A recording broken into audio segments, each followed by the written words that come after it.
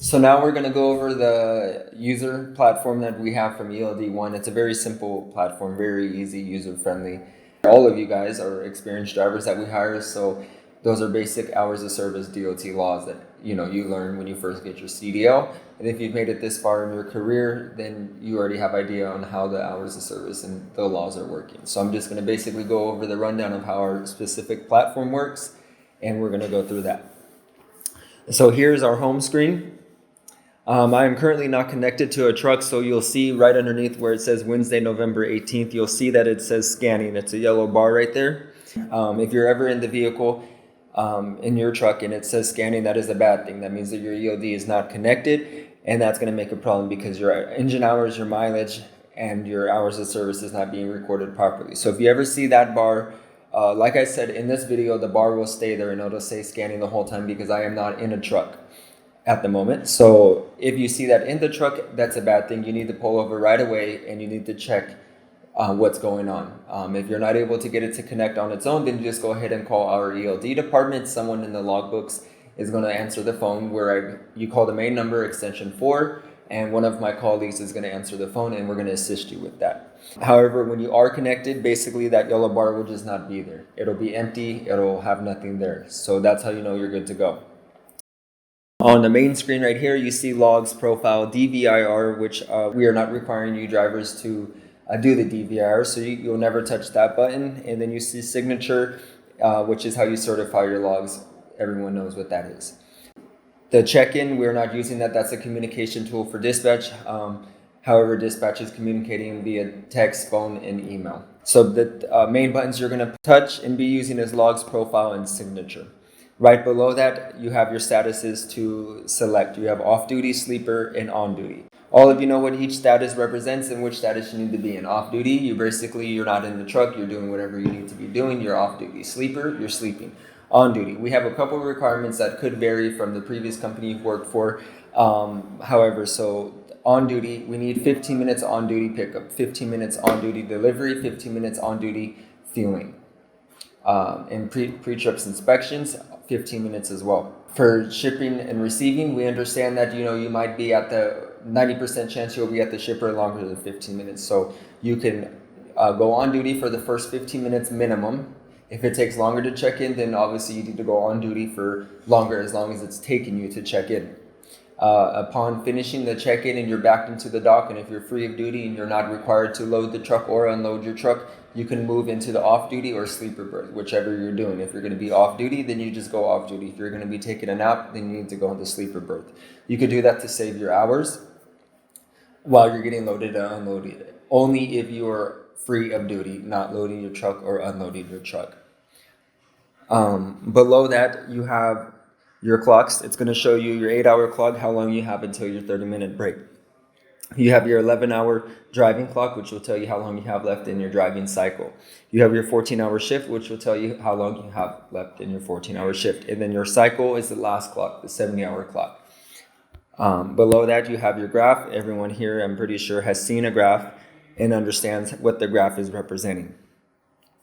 Below that, you'll see your last 14 days of logs right here. And then, however, whenever you see that it has a red dot, if you look at my November 5th, and you'll see right above it, it has a red dot. So that red dot is to notify you that something is wrong on that day. So when you click on November 5th, which I have the red dot, you'll see. And then at the very top, you have another red dot. It's going to explain to you, you'll have a red dot under logs. If you have a violation, if you have something missing from your profile, the red dot will be there. However, here you see that there's no signature. So what you would do is you would hit that red dot signature, and then I'm going to have to sign the logs, which you just see I did that there.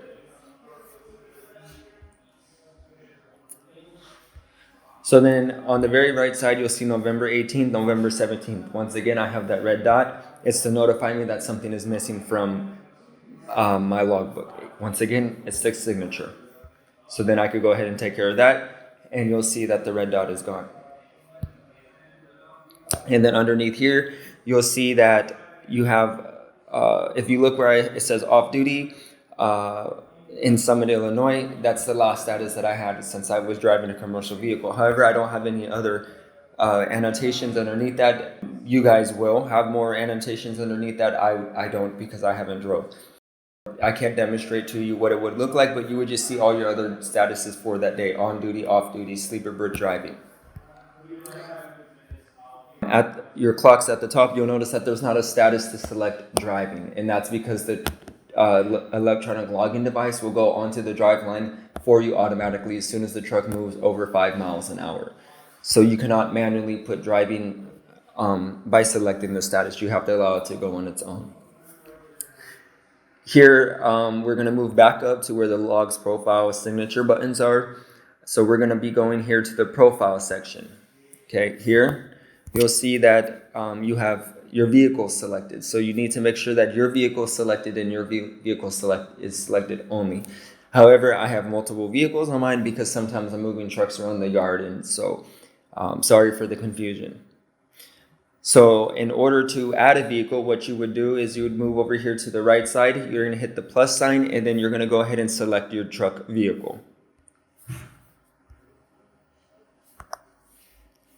Underneath that, it's the same process for trailers. Make sure your trailer and your trailer only is selected.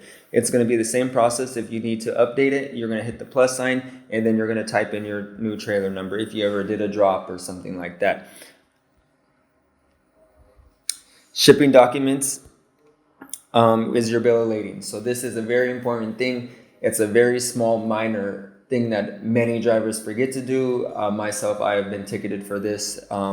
So I've been really pristine about this one specifically because DOT loves to give tickets for not having your bill of lading number inputted, because it's a minor thing many people are forgetting. So it's something that we can simply fix. It is a violation to not have it, and not only to have it, but that bill of lading number in your shipping documents must represent your current or last load. So here you're going to see that you have your shipping documents.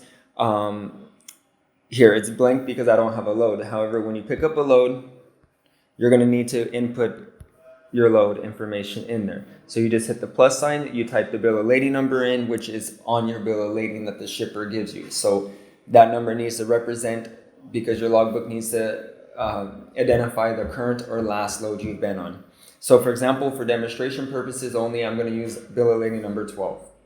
Okay, so right here is my current load is bill of lading number 12, so that needs to be in here.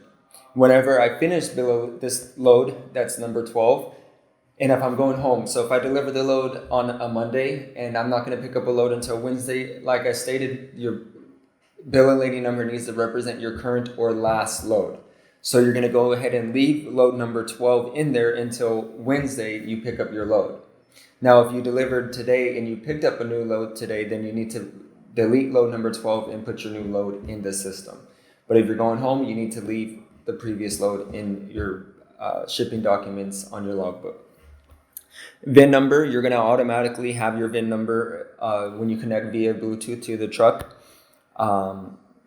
So here I'm not connected to a truck, so I won't have a VIN number.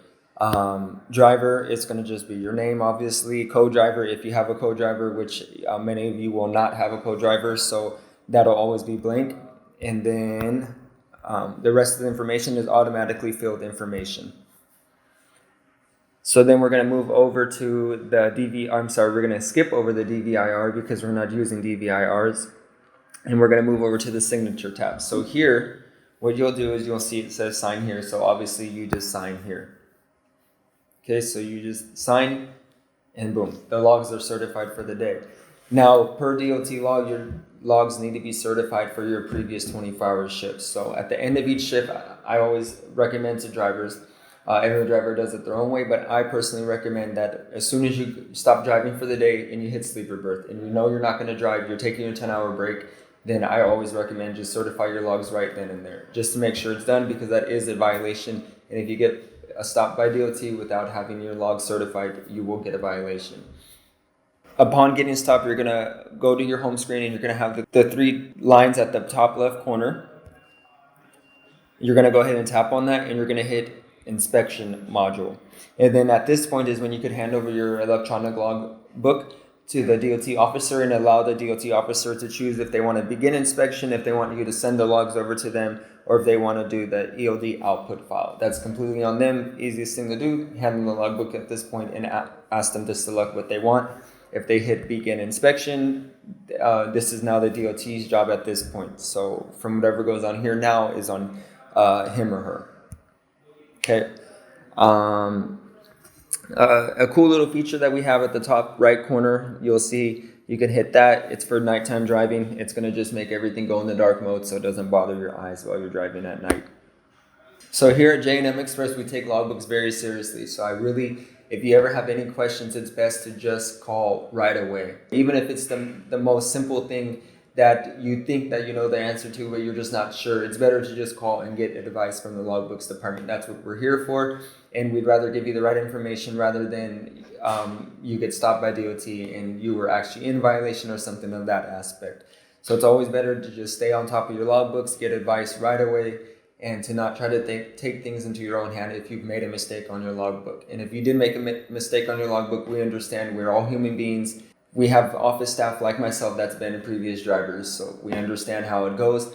And being out there on the roads is stressful and things of that aspect. We expect mistakes to happen, but we don't expect mistakes to be ignored or tried to be covered up.